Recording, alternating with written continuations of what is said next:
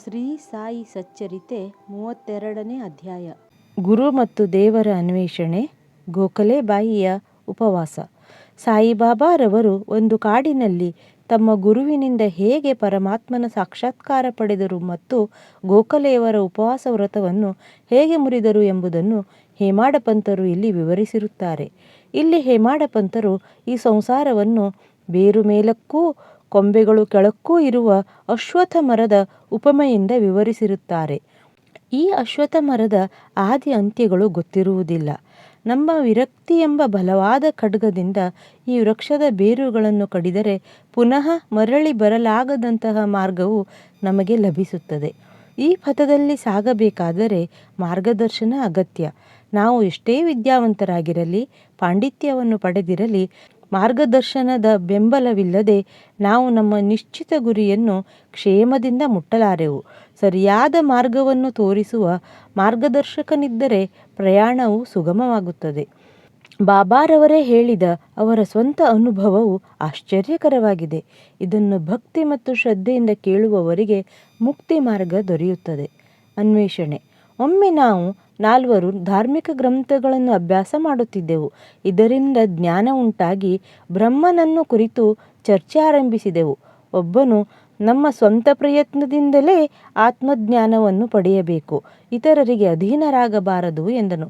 ಎರಡನೆಯವನು ಯಾರು ತಮ್ಮ ಇಂದ್ರಿಯಗಳನ್ನು ಹತೋಟಿಯಲ್ಲಿಟ್ಟುಕೊಂಡು ಶಕ್ತಿಯುಳ್ಳವರಾಗಿರುತ್ತಾರೋ ಅವರು ಆಶೀರ್ವದಿಸಲ್ಪಡುತ್ತಾರೆ, ಇತರರ ಸಹಾಯ ಬೇಕಿಲ್ಲ ಎಂದನು.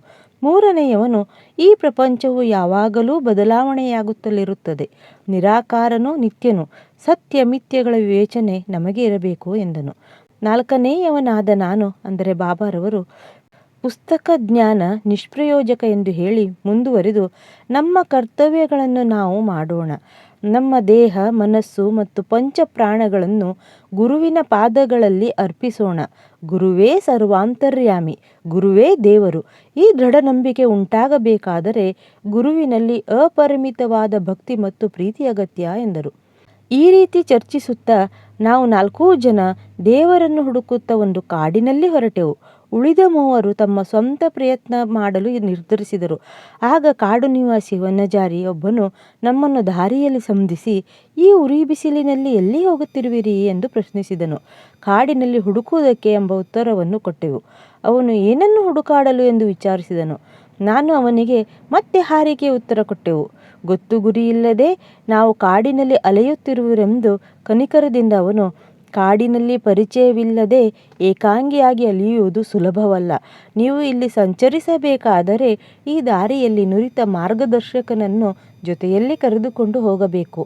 ವಿನಾಕಾರಣ ಈ ಉರಿ ಬಿಸಿಲಿನಲ್ಲಿ ಅಲಿದು ಯಾಕೆ ಬಳಲುವಿರಿ? ನೀವು ಹುಡುಕಲು ಹೊರಟಿರುವ ಉದ್ದೇಶ ನನಗೆ ಹೇಳುವುದು ಬೇಡ.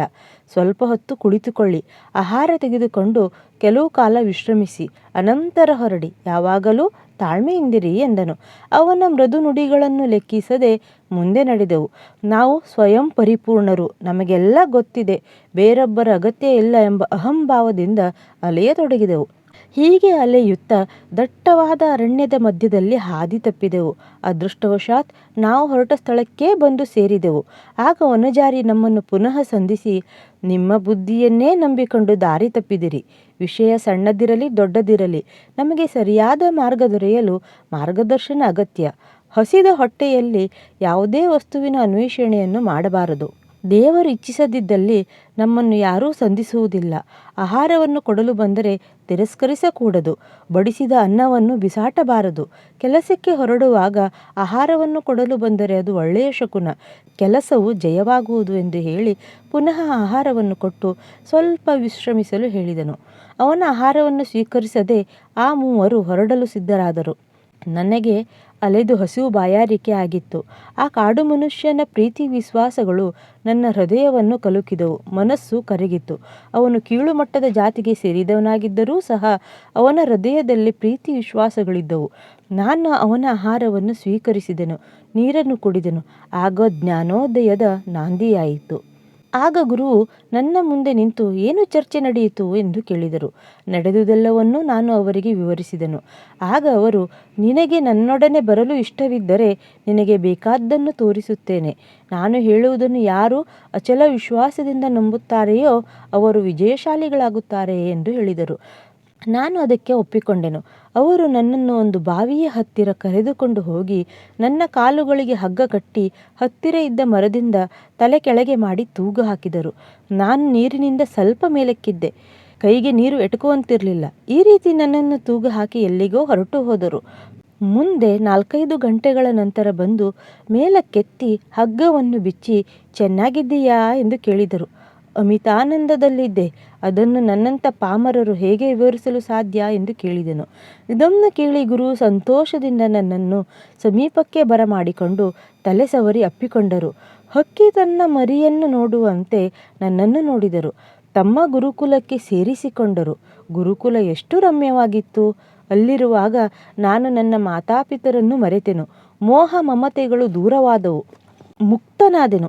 ಯಾವಾಗಲೂ ಅವರೊಡನಿದ್ದು ಗುರುವಿನ ಅನನ್ಯ ಅವಧಾನಗಳನ್ನು ಆಚರಿಸತೊಡಗಿದೆನು.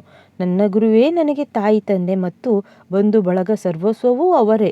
ಸಮಸ್ತ ಇಂದ್ರಿಯಗಳು ತಮ್ಮ ಸ್ಥಳವನ್ನು ಬಿಟ್ಟು ನನ್ನ ನೇತ್ರಗಳಲ್ಲಿ ಒಂದುಗೂಡಿ ನನ್ನ ದೃಷ್ಟಿಯು ಗುರುವಿನಲ್ಲಿ ನೆಲೆಗೊಳ್ಳುವಂತೆ ಆಯಿತು. ಆ ರೀತಿ ಗುರುವೇ ನನ್ನ ಧ್ಯಾನದ ವಸ್ತುವಾದರು. ಬೇರೆ ತರಹದ ಅನೇಕ ಶಾಲೆಗಳಿವೆ. ಶಿಷ್ಯರು ಅಲ್ಲಿಗೆ ಜ್ಞಾನ ಸಂಪಾದನೆಗಾಗಿ ಹೋಗಿ ಹಣವನ್ನು ವೆಚ್ಚ ಮಾಡಿ ಕೊನೆಗೆ ನಿರಾಶರಾಗುತ್ತಾರೆ. ಅಲ್ಲಿ ಗುರುವು ತನ್ನ ಜ್ಞಾನವನ್ನು ಪ್ರಶಂಸೆ ಮಾಡಿಕೊಳ್ಳುತ್ತಾನೆ ಮತ್ತು ತನ್ನ ಘನತೆಯನ್ನು ತಾನೇ ಹೊಗಳಿಕೊಳ್ಳುತ್ತಾನೆ. ಎಲ್ಲವೂ ತೋರಿಕೆಗೆ ಮಾತ್ರ. ಅವನ ಹೃದಯವು ಮಾತ್ರ ಮೃದುವಾಗಿರುವುದಿಲ್ಲ. ಶಿಷ್ಯರ ಮುಂದೆ ಆತ್ಮ ಪ್ರಶಂಸೆ ಮಾಡಿಕೊಂಡು ಅವರ ಹೃದಯವನ್ನು ಆಕರ್ಷಿಸಲು ಪ್ರಯತ್ನಿಸುತ್ತಾನೆ. ಆದರೆ ಅದು ಶಿಷ್ಯರಿಗೆ ಉಪಯೋಗವಿಲ್ಲ. ಆತ್ಮಜ್ಞಾನದ ದೃಷ್ಟಿಯಿಂದ ಅವನಲ್ಲಿ ಯಾವ ಸತ್ವವೂ ಇರುವುದಿಲ್ಲ. ಇಂತಹ ಶಾಲೆಗಳಿಂದ ಶಿಷ್ಯರಿಗೆ ಆಗುವ ಪ್ರಯೋಜನವಾದರೂ ಏನು? ಆದರೆ ಈ ಹಿಂದೆ ತಿಳಿಸಿದ ಗುರುವಿನ ವಿಷಯವೇ ಬೇರೆ. ಅವರು ಅದ್ವಿತೀಯ ಗುಣದ ವ್ಯಕ್ತಿ. ಅವರ ದಯೆಯಿಂದ ಜ್ಞಾನವು ತನಗೆ ತಾನೇ ಆಗುತ್ತದೆ. ಈ 4 ಜನಗಳಲ್ಲಿ ಒಬ್ಬ ಕೆಲವು ಧಾರ್ಮಿಕ ವಿಧಿಗಳನ್ನು ಹೇಗೆ ಆಚರಿಸಬೇಕೆಂದು ಅರಿತವನಿದ್ದ. ಇನ್ನೊಬ್ಬನು ಜ್ಞಾನವನ್ನು ಪಡೆದಿರುವನೆಂಬ ಅಹಂಭಾವ ಇದ್ದವನಾಗಿದ್ದ.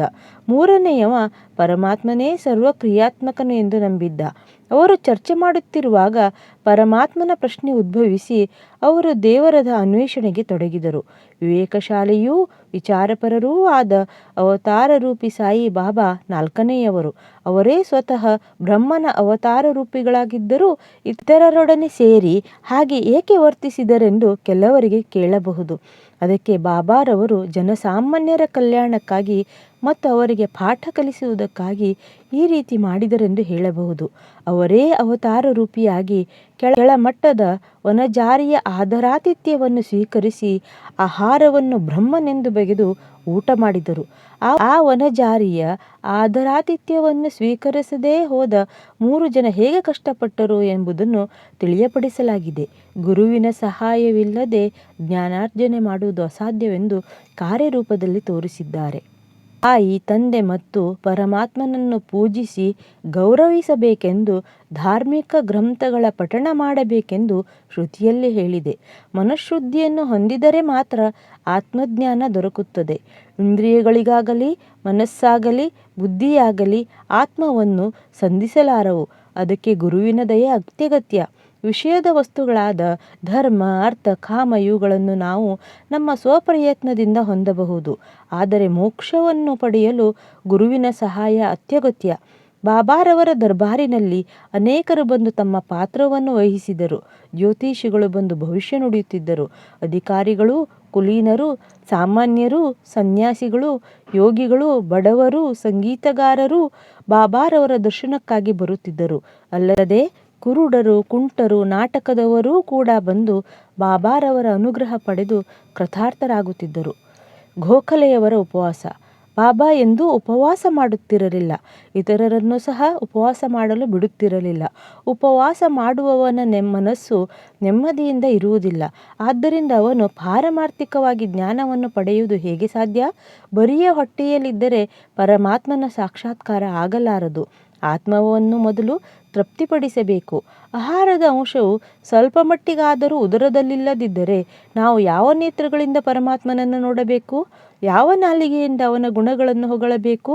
ಯಾವ ಕರ್ಣಗಳಿಂದ ಅವನ ಕೀರ್ತನೆಯನ್ನು ಆಲಿಸಬೇಕು? ಸಂಕ್ಷಿಪ್ತವಾಗಿ ಹೇಳುವುದಾದರೆ, ನಮ್ಮ ಸರ್ವ ಅವಯವಗಳಿಗೆ ತಕ್ಕ ಆಹಾರ ದೊರೆತು ಅವು ತೃಪ್ತಿಯಿಂದಿದ್ದಾಗ ಮಾತ್ರ ಪರಮಾತ್ಮನನ್ನು ಕೂಡಲು ಅವಶ್ಯವಾದ ಭಕ್ತಿ ಮತ್ತು ಇತರ ಮಾರ್ಗಗಳನ್ನು ಅನುಸರಿಸಬಹುದು. ಆದುದರಿಂದ ಉಪವಾಸ ಮಾಡುವುದಾಗಲಿ ಅತಿಯಾಗಿ ತಿನ್ನುವುದಾಗಲಿ ಒಳ್ಳೆಯದಿಲ್ಲ. ಆಹಾರದಲ್ಲಿ ಸಂಯಮವಿದ್ದರೆ ದೇಹಕ್ಕೂ ಒಳ್ಳೆಯದು, ಮನಸ್ಸಿಗೂ ಒಳ್ಳೆಯದು. ಶ್ರೀಮತಿ ಗೋಖಲೆಯವರು ಬಾಬಾ ಭಕ್ತರಾದ ಕಾಶೀಬಾಯಿ ಕಾನಿಟ್ಕರ್ ಅವರಿಂದ ಪರಿಚಯ ಪತ್ರ ಪಡೆದು ಶಿರಡಿಗೆ ಬಂದರು. ಬಾಬಾರವರ ಮುಂದೆ 3 ದಿನ ಉಪವಾಸ ಮಾಡಬೇಕೆಂದು ಅವರ ನಿರ್ಧಾರ. ಈ ಹಿಂದಿನ ದಿನ ಬಾಬಾ ದಾದಾ ಕೇಳ್ಕರ್ ಅವರನ್ನು ಕುರಿತು, ಹೋಳಿ ದಿನದಂದು ನಾನು ನನ್ನ ಮಕ್ಕಳನ್ನು ಉಪವಾಸ ಮಾಡಲು ಬಿಡುವುದಿಲ್ಲ.